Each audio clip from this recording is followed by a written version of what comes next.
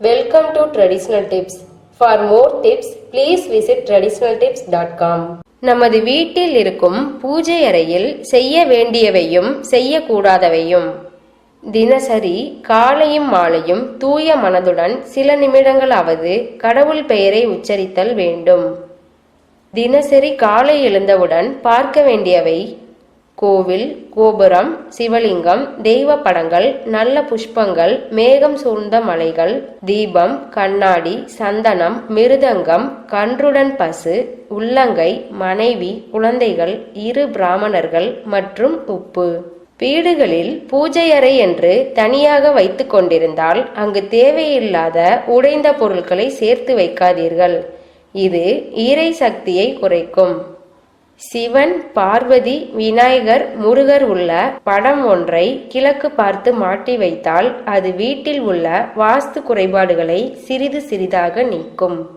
வெள்ளி, செவ்வாய் ஆகிய தினங்களில் பூஜை அறையை தண்ணீர் ஊற்றி கழுவ வேண்டும். மார்பிள், கிரானைட் தரைகளாக இருந்தால் ஈர துணியால் துடைக்க வேண்டும். அமாவாசை, பௌர்ணமி, வருட பிறப்பு போன்ற பண்டிகை நாட்களுக்கு முதல் நாளே இவ்வாறு செய்ய வேண்டும். நமது வலது உள்ளங்கையில் மகாலட்சுமி இருப்பதால் காலை எழுந்தவுடன் வலது உள்ளங்கையை பார்க்க வேண்டும். இதுதான் துவாதசன தரிசனம் எனப்படும். அமாவாசை, தவசம் ஆகிய நாட்களில் வாசலில் கோலம் போடக்கூடாது.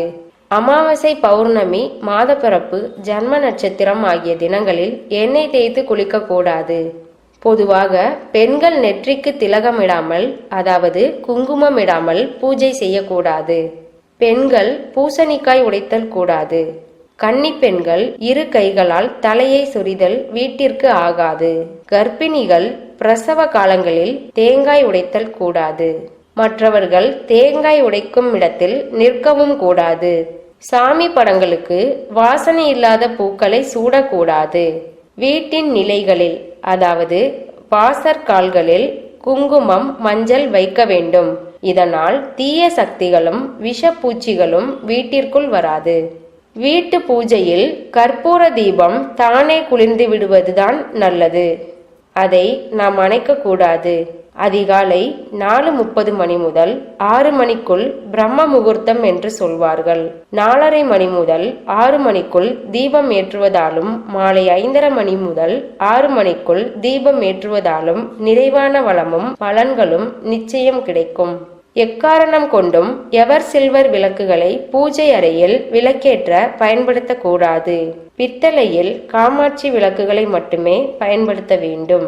நெய், விளக்கு எண்ணெய், வேப்ப எண்ணெய், இலுப்பை எண்ணெய், தேங்காய் எண்ணெய் இவை 5ம் கலந்து ஊற்றி 48 நாட்கள் விளக்கேற்றி பூஜை செய்தால் தேவியின் அருள் கிடைக்கும். ஒருவர் ஏற்றிய விளக்கிலிருந்து கற்பூரத்தையோ ஊதுபத்தியையோ ஏற்றக்கூடாது. விளக்கேற்றும் போது மற்றவர்கள் ஏற்றி வைத்த விளக்கின் மூலமாக நம் விளக்கை ஏற்றக்கூடாது. தீப்பெட்டி மூலமாகத்தான் விளக்கேற்ற வேண்டும். ஓம் என்ற மந்திரத்தை பூஜை அறையில் பத்மாசனத்தில் அமர்ந்து ஒருவர் தொடர்ந்து கூறி தியானம் செய்து வந்தால் அவரை எப்பேற்பட்ட வினை பயனும் வியாதியும் நெருங்காது.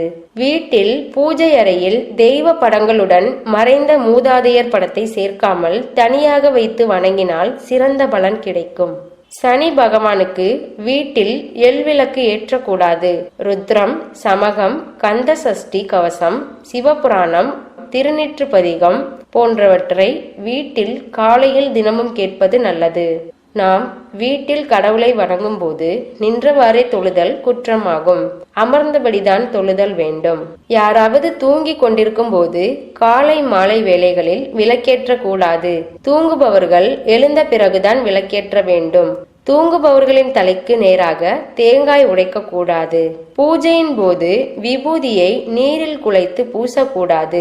தீட்சை பெற்றவர்கள் மட்டுமே விபூதியை நீரில் குழைத்து பூசலாம். நம் அனைவருக்கும் தினமும் சுவாசத்தில் இடது வலது என 2 நாசியிலும் சுவாசம் மாறுபடும். பூஜை அறையில் வழிபாடு முடிந்ததும் இடது நாசியில் சுவாசம் இருக்கும்போது பெண்கள் குங்குமம் இட்டு கொண்டால் மாங்கல்ய விருத்தி ஏற்படும்.